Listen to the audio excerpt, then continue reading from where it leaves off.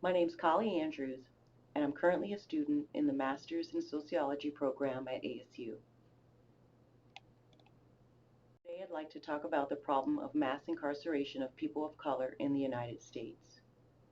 I've chosen this topic because I believe that the current problem is a significant one that impacts not just minority groups, but our entire society. My hope is that the information I present will inform and influence you to take action and change current approaches to mass incarceration within your state. So, what is mass incarceration? Whether it's called the prison experiment, the prison boom, hyper incarceration, it refers to the current American practice of incarceration, which is defined by comparatively and historically extreme rates of imprisonment. It's usually used to describe the concentration of imprisonment among young African American and Hispanic men. As you'll see, higher rates of imprisonment affect not only males of color, but also women and juveniles as well. So let's how the United States rates with other countries. It's pretty visually easy to see in this graph how our rates outpace every other nation. The United States incarcerates more of its citizens than any other country in the world. By 2013, the incarceration rate in America was 716 per 100,000 people. Even though the United States represents only about 4.4% of the world's population, it houses around 22% of the world's prisoners.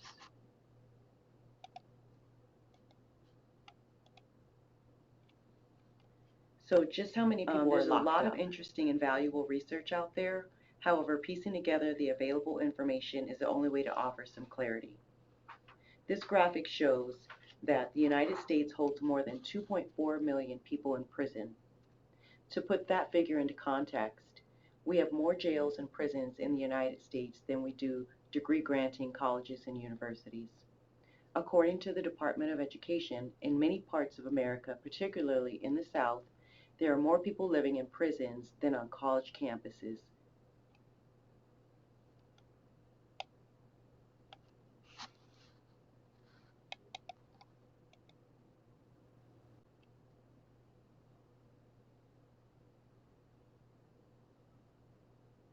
This map shows just how many prisoners are in each state using state-level criminal justice data from the 2014 U.S. Bureau of Justice. The number in the state represents per 100,000 people. Take a look. What is your state's rate of prisoners?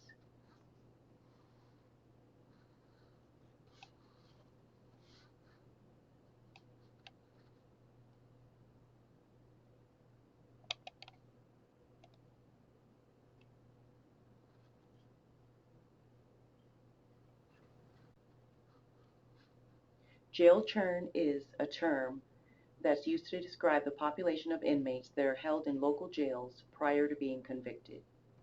It is particularly high because at any given moment, people in local jails are there because they are either too poor to make bail and they're being held before trial, or because they've just been arrested and will make bail in the next few days or hours.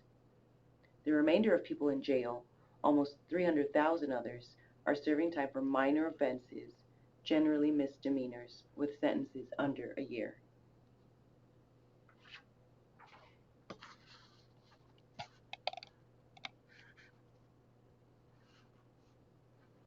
Lawmakers in 11 states are spending more on prisons and jails than their public colleges. Those states are Michigan, Oregon, Arizona, Vermont, Colorado, Pennsylvania, New Hampshire, Delaware, Rhode Island, Massachusetts, and Connecticut. States have been slashing funding for higher education over the past decade, and cuts got even deeper during the Great Recession. State budgets for public universities have been cut around 20% since 2008, according to the Department of Education. And since 1986, funding for prisons has spiked 141%.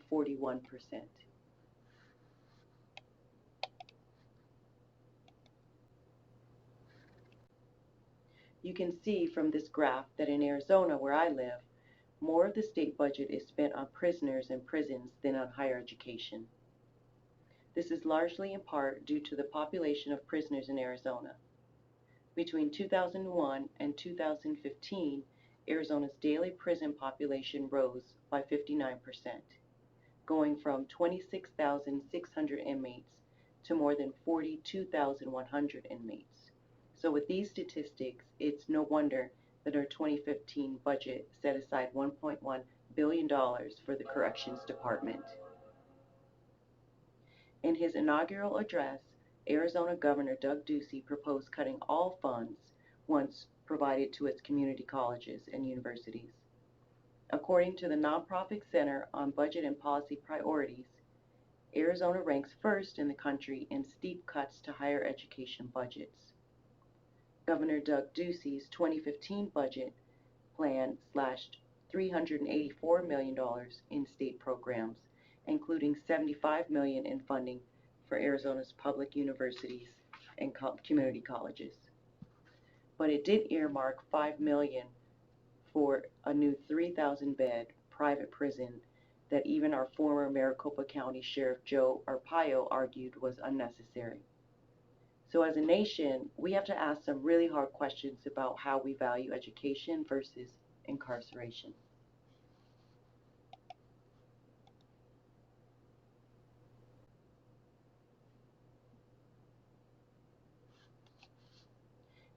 Even though explicit discrimination has largely disappeared in the criminal justice system over time, America still contends with racial divide in perception and in reality of our justice system. The unequal rates of imprisonment for African American women and men are staggering. There are millions of African Americans now cycling in and out of prison and jails, or under correctional control, or encumbered with criminal records. In fact, in major American cities today, more than half of working age African American men either are under correctional control or are labeled felons and therefore subject to legalized discrimination for the rest of their lives. The bottom line is this: racial disparity persists in the United States' criminal justice system at every stage. Although the United States has made some progress, it remains substantially racially segregated.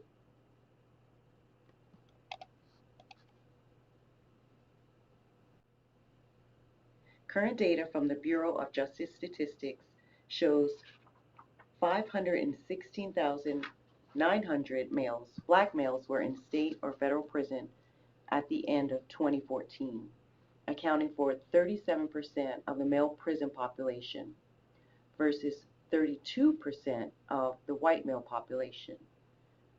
So the same is true for African American women.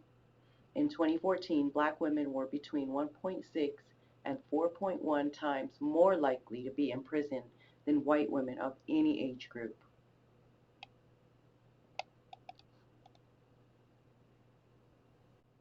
It's important to note that racial disparities in the juvenile justice system operate much like that of the system for adults.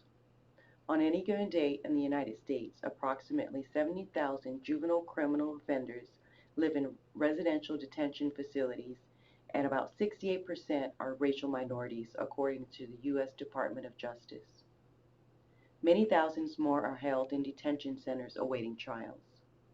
So there's no surprise that spending time in prison or jail can have profound effects on a young person's future. High rates of recidivism mean that many youth, once in the prison system, will stay there for significant portions of their lives. Up to 1/3 of incarcerated youth return to jail or prison within a few years after release, according to the Bureau of Justice Statistics. Given these negative outcomes, it's especially troubling that there are disproportionate rates of imprisonment among young, already disadvantaged minority men. Another disturbing issue is the concept of the school-to-prison pipeline, which reveals that there is a hidden structural model of school disciplinary policies and practices that encourage greater penalty and exclusion of primarily minority students perceived to be on a criminal justice track. In fact, the U.S. Justice Department is investigating how a Texas county punishes kids for missing school, targeting what civil rights advocates call the school to prison pipeline. And these are policies that disproportionately route certain children, primarily blacks and Latinos, out of class and into the prison system.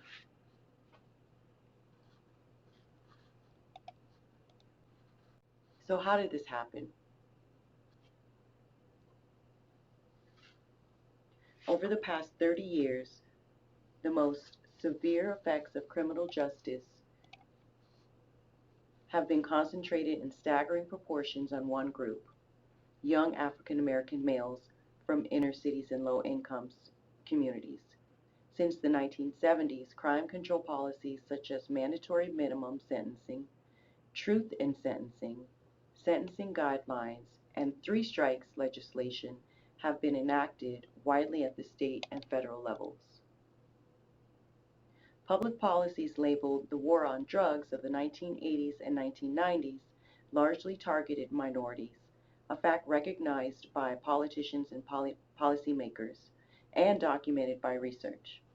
In 1993, Senator Daniel Patrick Moynihan warned that by choosing policies focused on prohibition of drugs, that we were choosing to have an intense crime problem concentrated among minorities. Researcher Michael Tonry noted that anyone with knowledge of drug trafficking patterns and of police arrest policies and incentives could have foreseen that the enemy troops in the war on drugs would consist largely of young inner-city minority males. Since the mid-1980s, the war on drugs has produced legislative initiatives by politicians attempting to demonstrate that public safety is a priority.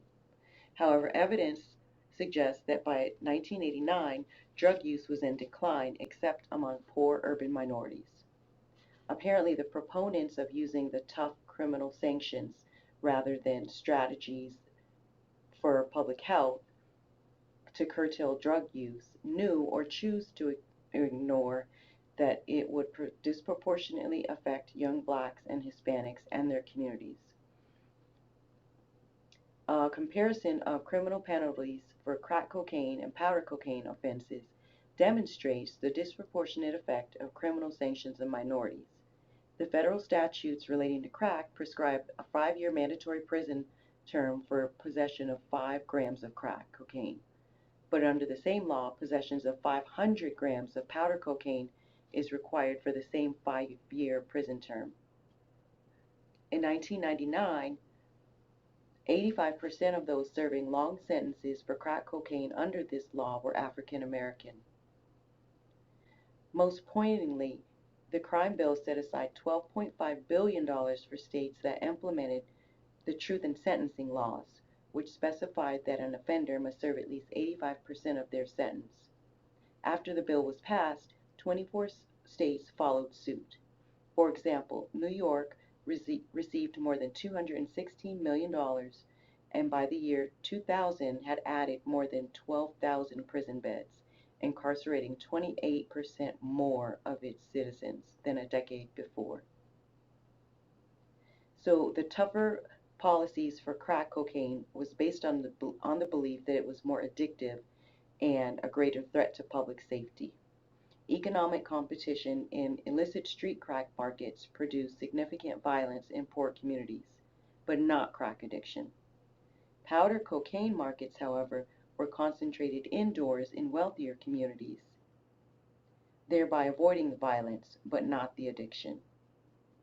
Powder cocaine markets, however, police emphasizing the criminal rather than the public health aspects of the use of trafficking of illegal drugs over the past 2 decades, coupled with more aggressive policing against street crack markets in poor urban communities, contributed to widening racial disparities in the criminal justice system and produced consequences of crisis proportions in the black community, especially for young black males.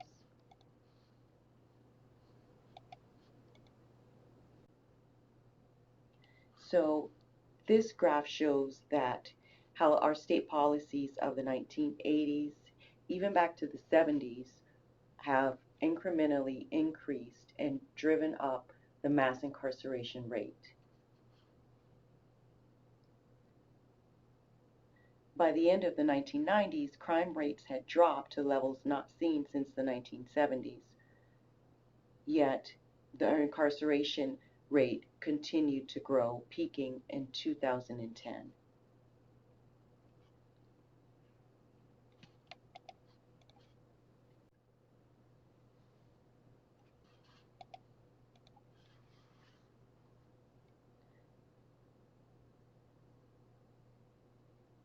Corrections Corporation of America is headquartered in Nashville, Tennessee, and it's the largest owner of for-profit prisons and immigration detention facilities in the United States. CCA has profited from federal and state policies that have led to a dramatic rise in incarceration and detention in the United States, a rise of 500% over the past 30 years. Although it claims that it has not lobbied for bills that extend or increase sentences for prisoners for nearly 2 decades, CCA participated in and even led the task force of the American Legislative Exchange Council that pushed bills like truth in sentencing and three strikes legislation.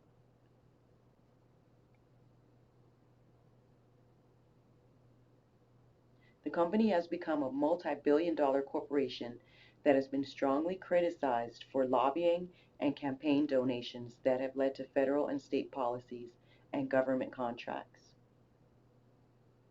Critics of the CCCA say that they use strategies like occupancy guarantees that are written into their contracts, requiring states to pay a fee if they can't provide a certain number of inmates for them to imprison. So they operate across the United States and its territories as well. There are 61 facilities, 50 of which they own. These include 34 state prisons, 14 federal prisons, 9 immigration detention centers, and 4 jails. 17 of their facilities are in Texas. 7 are in Tennessee, where they are headquartered at, and 6 are in Arizona, the state that I live in.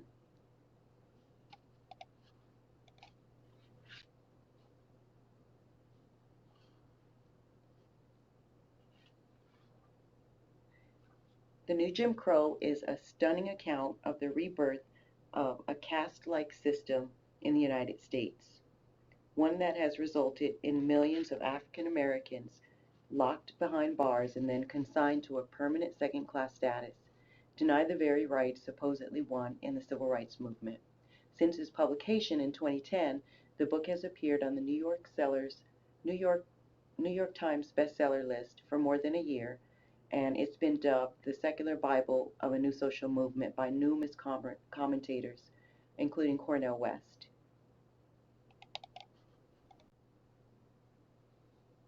I think most people have a general understanding of what it's like when someone is released from prison. Of course, it's very hard, but I think most people imagine if you really apply yourself, then you can do it. You can get your life back on track.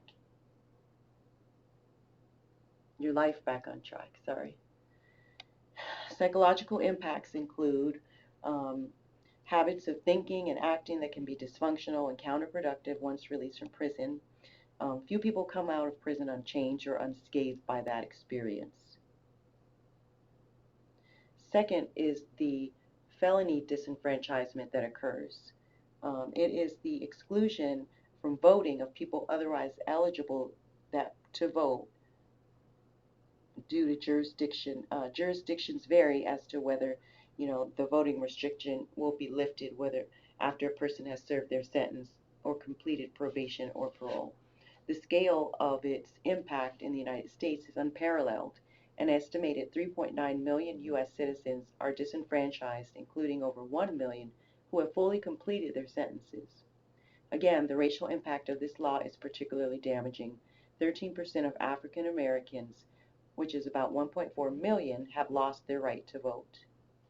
More black men are disenfranchised today as a result of this felony disenfranchisement law than were denied the right to vote in 1870.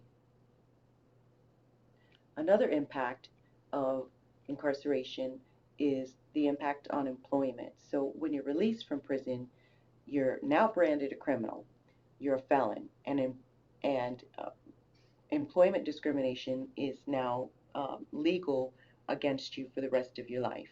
It doesn't matter how long ago your conviction occurred. It doesn't matter if it was 5 years or 5 weeks ago. For the rest of the life, you have to check that box on employment applications to indicate you've been convicted of a felony. Housing. Once you're a convicted felon, discrimination in housing is also perfectly legal. In fact, you can be denied access to public housing based on just being convicted or arrested of something without having to be a felon.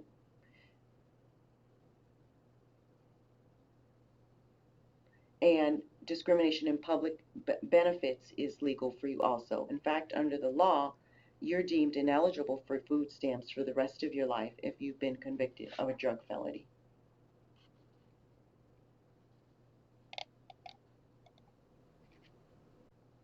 So there are a couple different suggestions So for reforming our in criminal order to justice reform our system. system, our criminal justice The system and the suggestions prison that system, tackle the front end there of are the a couple of problem different are things that we policies can and do. practices that try There's a lot of to talk about front end impact reforms, which are individuals' targeted first point of policies and contact with practices the that criminal impact justice system. individuals at the first point of contact with the criminal justice system.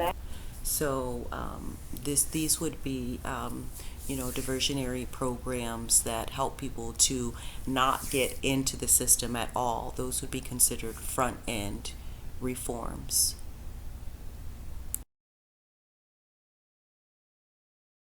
And reform is how the criminal justice system can alter itself after the individual has already entered. One of the most welcome features is maybe trying to fix the problem and treat drug addiction not as a criminal justice issue, but as a public health issue.